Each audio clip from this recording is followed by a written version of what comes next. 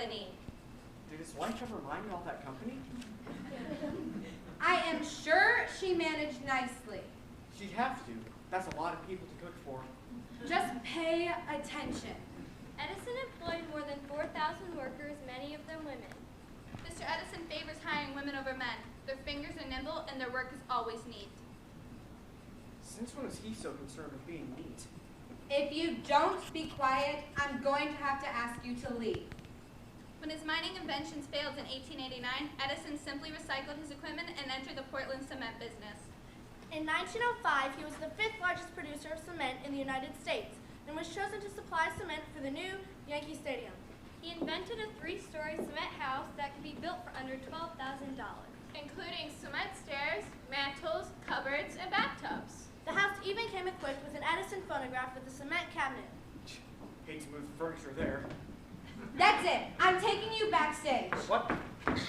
In 1915, as the United States faced the threat of the First World War, Mr. Edison was called on the head Naval Consulting Board, which was comprised of representatives from the nation's largest engineering societies.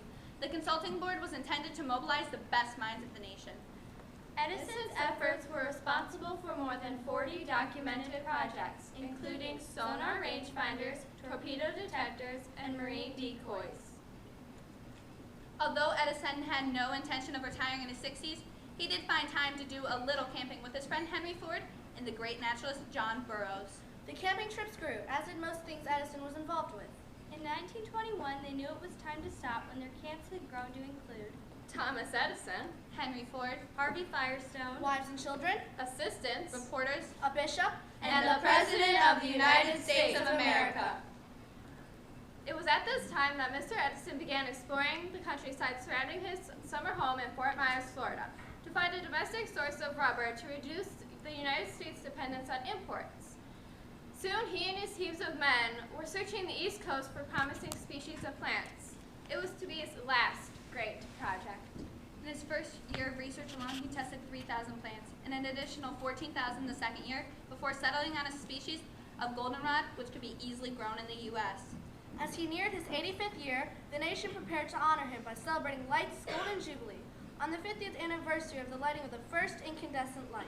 The celebration was to take place at Edison's old Menlo Park laboratory, which was reconstructed and moved to Henry Ford's recently constructed Greenfield Village. On October 21st, 1929, Edison, accompanied by his wife Mina, President Hoover, and Henry Ford, ascended to his laboratory and settled in at his old table. Francis Yale, who began working for Edison when he was only 20, exhausted the air in the bulb.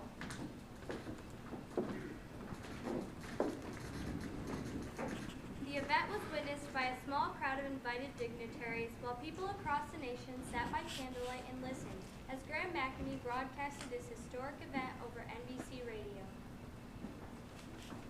Mr. Yale has exhausted the bulb and it is now ready. Will it light, will it burn, or will it flicker and die as so many have before it? You could hear a pin drop. Well, what are we waiting for? Let's light her up. Mr. Edison has 2 wires in his hand. He is reaching towards the bulb. He is making the connection. It lights.